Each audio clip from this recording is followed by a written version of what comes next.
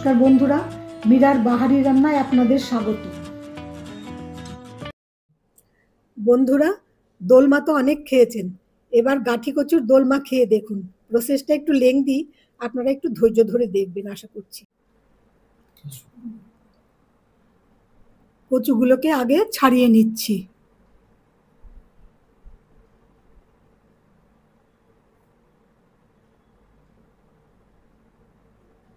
এবার একটা স্কুপার দিয়ে ভেতর থেকে ফাঁকা করে নেব, যতটা সম্ভব বের করে নিতে হবে।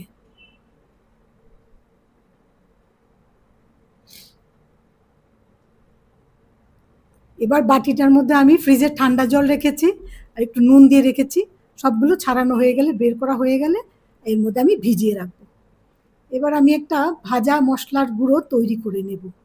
তার জন্য আমি দিয়েছি গোটা জিরে, এলাচ, শুকনো লঙ্কা, লবঙ্গ। এই দিয়ে আমি একটা গুঁড়ো মশলা তৈরি করব।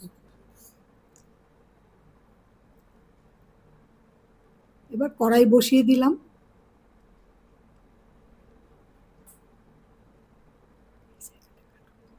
তেল গরম হয়ে গেলে কচুগুলোকে একটু ভেজে নেব।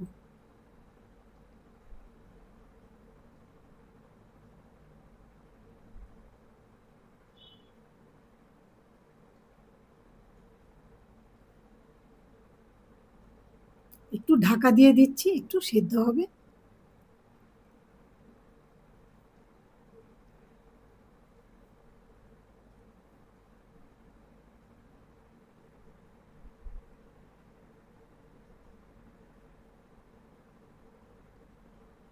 ভাজা হয়ে গেছে, এবার আমি নামিয়ে নিচ্ছি।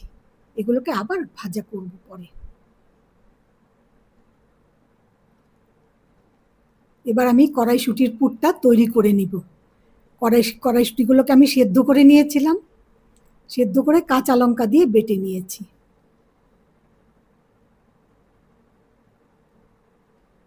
এবার এর মধ্যে হলুদ গুঁড়ো, নুন, চিনি, আমচুর পাউডার, তারপরে ওই যে ভাজা গুঁড়ো, গরম মশলার গুঁড়োটা দিয়ে ভালো করে ভাজা ভাজা করে নামিয়ে নেব।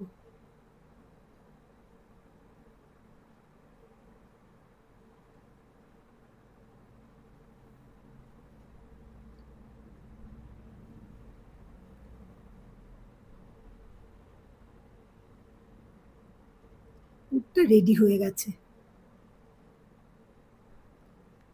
এবার গাঁটি কচুগুলোর মধ্যে ওই পুরটা আমি ভালো করে ঢুকিয়ে নেব।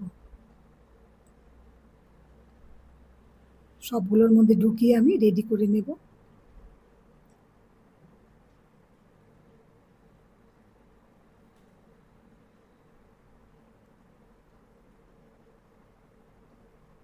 এবার একটা বাটির মধ্যে আমি একটু ময়দা গুলে রেখেছি।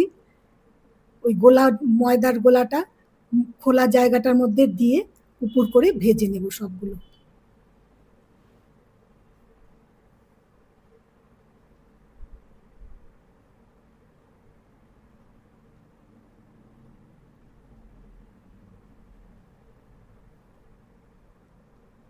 সবগুলো দেওয়া হয়ে গেছে, এবার আমি উল্টে পাল্টে ভেজে নামিয়ে নিচ্ছি।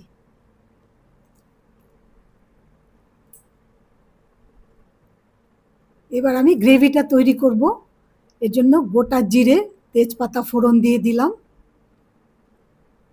জিরে ভাজার গন্ধ বেরোলে আমি একে একে সব মশলাগুলো দেব। এবার দইয়ের মধ্যে কিশমিশ বাটা দিয়ে ফেটিয়ে প্রথমে দিয়ে দেব।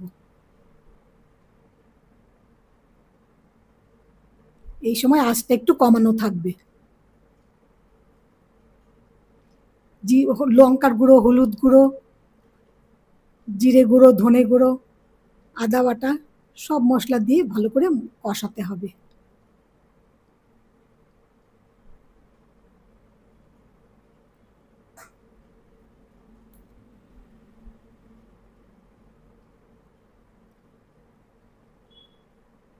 নুনটা আপনারা আপনাদের স্বাদ মতো দেবেন।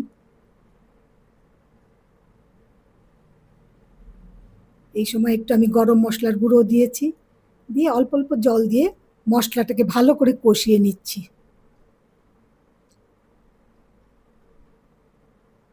মশলা কষানো হয়ে গেছে, এবার আমি ভাজা কচুগুলোকে দিয়ে দিচ্ছি। দিয়ে মশলাটা ভালো করে গায়ে লাগিয়ে নিয়ে তারপরে আমি এর মধ্যে ঝোল দিয়ে দেব। ঝোলটা এমনভাবে দেব যেন সেদ্ধ হবে, আবার ভাতের পাতে খাওয়ার জন্য একটু ঝোলও থাকবে। ঝোলটা প্রথমে একটু পাতলা থাকে, কিন্তু ঠান্ডা হয়ে গেলে তারপরে একটু ঘন হয়ে যায়। নিরামিষ রান্না বলে আমি একটু চিনি অ্যাড করলাম।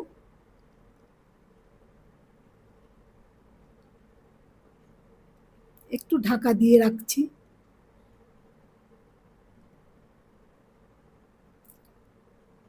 হয়ে এসছে।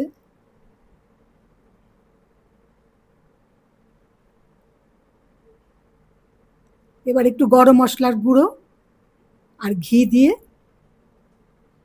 একটু ঢাকা দিয়ে রাখবো।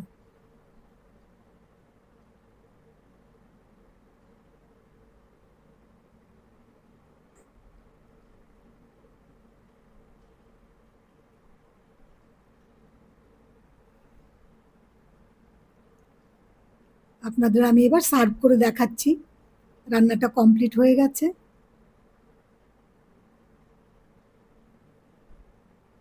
এবার একটা কেটে দেখাই। দেখুন, ভেতরে সবুজ, চারদিকে সাদা, সুন্দর লাগছে দেখতে, খেতেও ভালো হয়। আশা করি আপনারা ট্রাই করবেন, কমেন্ট করে আমাকে জানাবেন, সাবস্ক্রাইব করবেন।